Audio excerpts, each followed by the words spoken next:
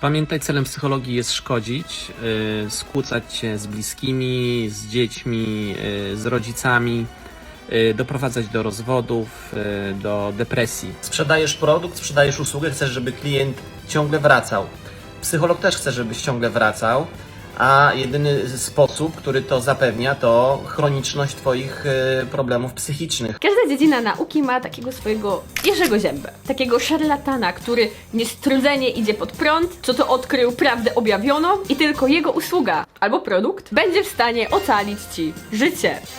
Działania takich osób bardzo często uderzają w takie wartości jak miłość, zdrowie. Próbują zachwiać tym naszym takim poczuciem bezpieczeństwa i obudzić w nas strach, na który oczywiście recepta jest tylko jedna.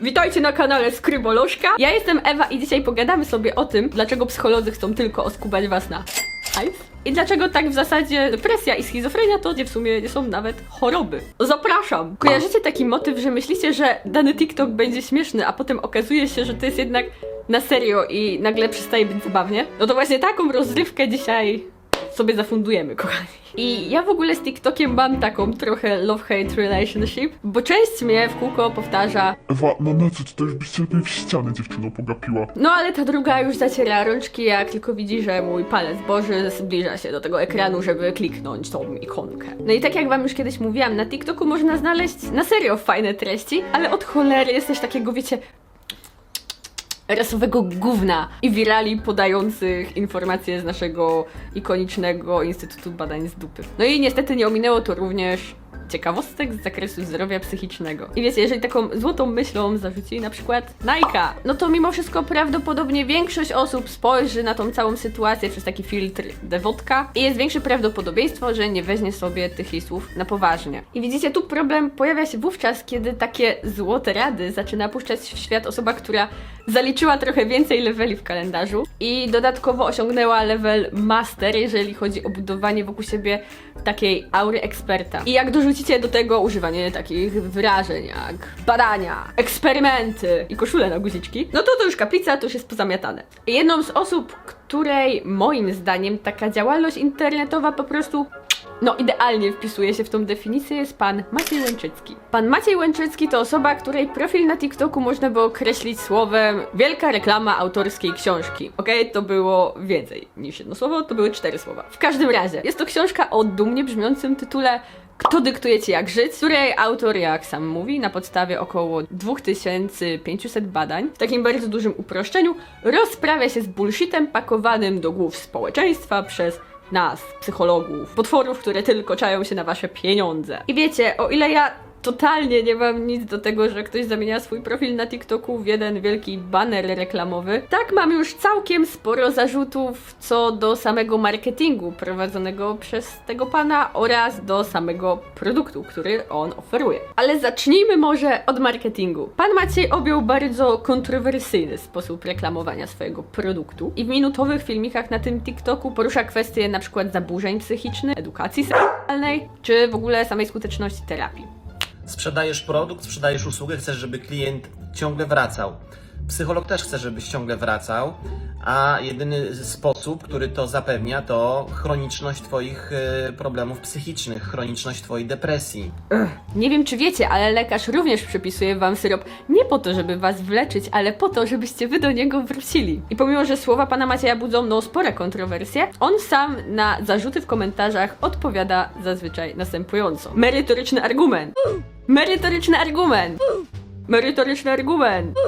Ej, zdradzę wam pewien sekret. Część naszej psycholożkowej społeczności, która jest z nami już tutaj dłużej, być może będzie kojarzyła, że ja poza tym, że studiuję tą psychologię, studiowałam też drugi kierunek. I tym drugim kierunkiem była komunikacja i psychologia w biznesie na specjalności sprzedaż. I takim sprawdzonym mykiem stosowanym przy marketingu i sprzedaży swojego produktu lub usługi jest coś takiego, co nazywa się regułą zaangażowania. W takim bardzo dużym skrócie i sporym uproszczeniu ona polega na tym, że jeśli my już podejmiemy jakieś kroki, to potem prawdopodobieństwo wykonania kolejnych znacznie wzrasta. Więc kiedy ty pod wpływem tego impulsu zamówisz próbny rozdział, istnieje dużo większe prawdopodobieństwo, że ty finalnie zamówisz pierwszy tom tej książki, a także drugi tom tej książki. No i jakby o to chodzi osobie, która chce coś sprzedać, co nie? Co więcej, zamawiając taki próbny dowolny rozdział danej książki, trzeba podać maila. Więc automatycznie ląduje się w bazie mailingowej i jakiekolwiek przyszłe działania marketingowe mogą być już bezpośrednio kierowane do ludzi z tej bazy, właśnie na skrzynkę mailową. I nie zrozumcie mnie źle, jakby ten mechanizm sprzedażowy jest okej, bardzo wiele ludzi sprzedaje tak swoje produkty czy swoje usługi. Ale już wiecie, używanie tego jako taki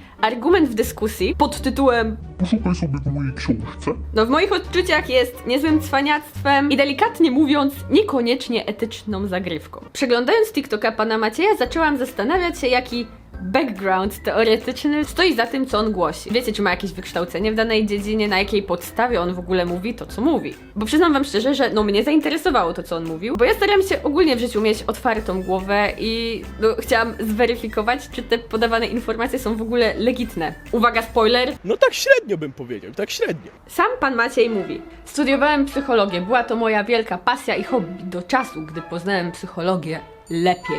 Nie wiemy jednak, czy Poznał lepiej. psychologię będąc na 5. roku i kończąc magisterkę, czy będąc po 1. semestrze po nieudanym egzaminie albo kolosie. Niemniej nie przeszkadza to panu Maciejowi w podważaniu słów specjalistów z danej dziedziny oraz w dawaniu złotych rad w komentarzach. Depresja według mnie nie zawsze jest depresją. Wypowiadanie często tego słowa mózg koduje i faktycznie się ją ma. Ja to określam obniżonym nastrojem. Racja, bo może mieć różne natężenia i faktycznie słowo depresja może źle. Wszelkie eufemizmy to dobry pomysł. Nie wiem, czy pan zdaje sobie z tego sprawę, ale powiedzenie na trądzik, pryszczyki nie zminimalizuje tego problemu. Bo w takim przypadku potrzebna jest pomoc specjalisty i włączenie specjalistycznego leczenia, a nie bawienie się w jakieś eufemizmy. Schizofrenia i zaburzenia lękowe to także nie są choroby. Nie towarzyszą im szkodliwe zmiany somatyczne lub w mózgu. Do niedawna definicja WHO brzmiała: zdrowie jest stanem pełnego dobrostanu fizycznego, psychicznego i społecznego, a nie tylko nieobecnością choroby czy niedomagania. O tym, że część zaburzeń psychicznych ma takie swoje fizjologiczne źródło, mam nadzieję, że nie muszę mówić. I wiecie, ja podejrzewam, że może chodzić o to, że ogólnie odchodzi się od takiej stygmatyzacji zaburzeń psychicznych i od tego przyklejania takiej łatki choroby, ale nieważne jak my to nazwiemy, to nie zmienia faktu, że to, co odczuwa dana osoba, powoduje dyskomfort, powoduje cierpienie i jest to stan organizmu, w którym czuje się on źle. No i wymaga po prostu pomocy. Kolejnym, co budzi moje zastrzeżenia, jest, niewłaściwa interpretacja badań. W tym badaniu dowiadujemy się, że Szwecja jest jednym z pierwszych krajów, który wprowadził edukację seksualną już w roku 1942, a w 1955 stała się ona obowiązkowa, zaś w kolejnym badaniu dowiadujemy się, że w Szwecji prawie 96% chłopców do wieku 16 lat oglądało pornografię, a średnio w wieku 12 lat zaczynają ją aktywnie szukać, zresztą podobnie w innych krajach. I w tej książce profesor socjologii informuje, że Szwecja ma w Europie najwyższe wskaźniki rozwodów, związków kohabitacyjnych i rodzin z jednym rodzicem i najniższy wskaźnik zawieranych małżeństw, czyli instytucja małżeństwa jest w upadku. Czyli edukacja seksualna promowana przez panią Anię Rubik prowadzi do rozwodów. Bo widzicie, to o czym mówi tutaj pan Maciej, to jest korelacja. To nie jest ciąg przyczynowo-skutkowy danego wydarzenia. To tak jakby powiedzieć, 100% ludzi, którzy piją wodę, umiera. po prostu to, że jakieś zjawiska występują razem w społeczeństwie, no nie świadczy totalnie o ich przyczynowości. Bo może być jakiś trzeci, oddzielny czynnik, który po prostu będzie wpływał na obie te zmienne. Poza tym, no, Jesus kurwa, ja pierdolę. Edukacja seksualna jest strasznie potrzebna. Edukacja z tego zakresu normalizuje wiele rzeczy. Zwiększa świadomość, jak chronić się przed ciążą, jak chronić się przed chorobami wenerycznymi. A uwierzcie mi, że choroby weneryczne to nie jest tylko HIV, żółtaczka i kiła. Jest kuźwa taka lista tych chorób wenerycznych. I wszystkie są równie przyjemne i sympatyczne. No ale pan Maciej nam w komentarzu odpowiada: edukacja seksualna to tylko korzyść dla seksologów, psychologów, psychiatrów.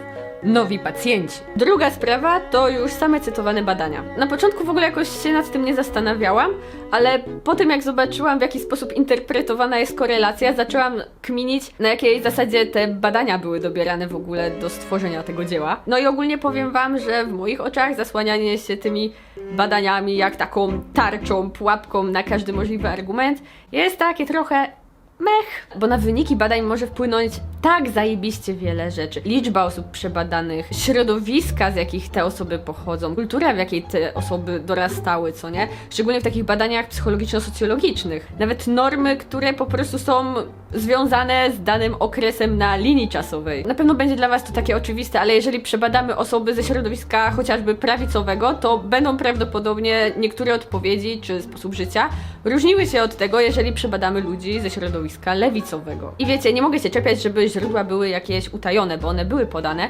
Ja chciałam być w porzo i ja pobrałam ten darmowy e-book, żeby móc się obiektywnie na ten temat wypowiedzieć. I tym, co mnie tak zajebiście zakuło w oczy i w takie metodologiczne serce, były daty. I of course nie wszystkie, ale spora ich część, była przeprowadzana kuźwa ponad 30 lat temu. Jakaś część wniosków wysnuwana była na podstawie nieaktualnych, przeterminowanych badań. No więc jeżeli chodzi o tą wiarygodność podawanych informacji, to tak 2 na 10, byczku. Tak dla porównania, kiedyś na przykład leczono z homoseksualizmu przez długie kąpiele naprzemiennie w gorącym wrzątku i w lodowatej wodzie. I wiecie, aktualnie z tego można pocisnąć smutne śmianko. Korzystając z okazji, chciałabym się też odnieść do tych mocnych zarzutów.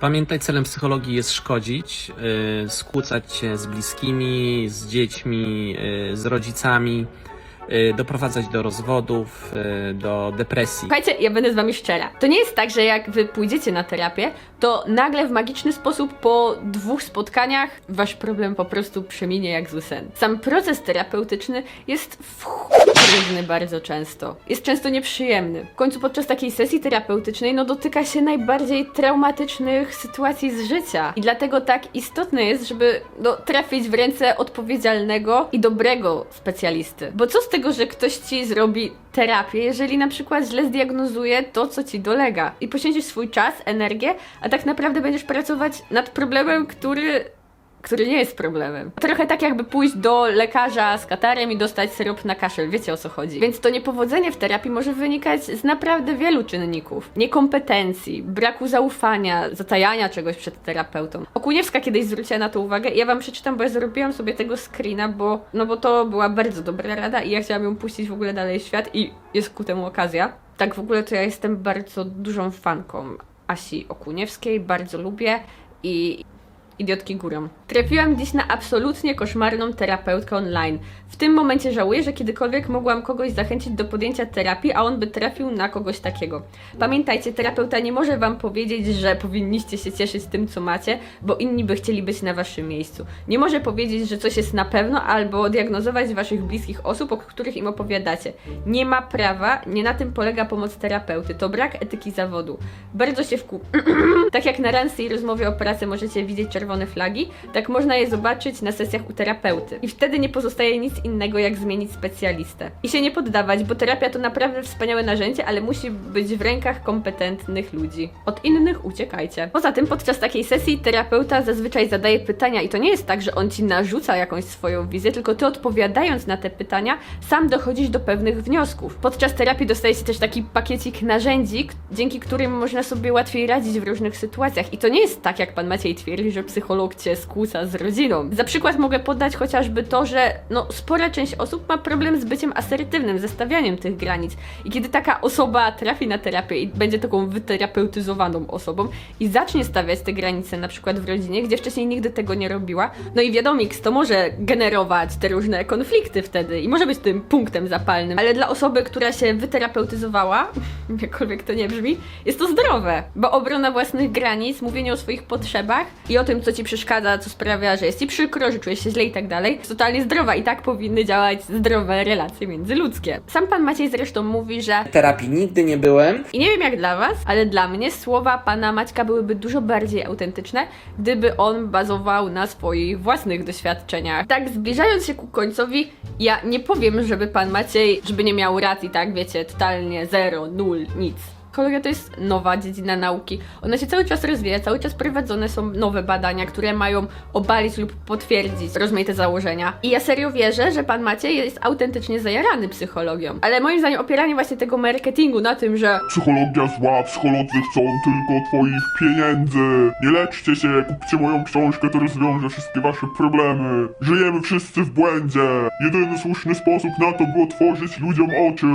Jest to zagrywka bardzo niebezpieczna dla osób, które faktycznie potrzebują tej pomocy terapeutycznej, czy to pomocy wręcz farmakologicznej. No i ponadto, wiecie, takie błędne interpretowanie, czy to korelacji, czy powoływanie się właśnie na te badania sprzed 30 lat. Wydaje mi się, że tutaj zabrakło takiego samokrytycyzmu trochę, albo takiej ostrożności w doborze tego, co się chce puścić dalej w świat. No i tak średnio napawa mnie to optymizmem, jeżeli chodzi o poprawność merytoryczną po prostu tego, co tam jest zawarte. Ale dajcie mi znać, co wy sądzicie w ogóle o całej tej sytuacji, bo ja chętnie sobie poczytam wasze przemyślenia i ta dyskusja tam zawsze toczy się bardzo tak fajnie. Lubię sobie poczytać, jak na przykład, wiecie, oskrobię te ziemniaki i sobie odpalę i na przykład sobie jem i wtedy czytam, co wy tam piszecie, także koks. Jeżeli jesteście into psychologia, zostawcie subskrypcję, nie zapomnijcie o kciuku w górę dla zasięgów, wbijcie na moje inne social media, Instagramy, Twittery, na naszą grupkę na fejsie Psycholoża i co? Widzimy się w kolejnym filmiku. Besoski!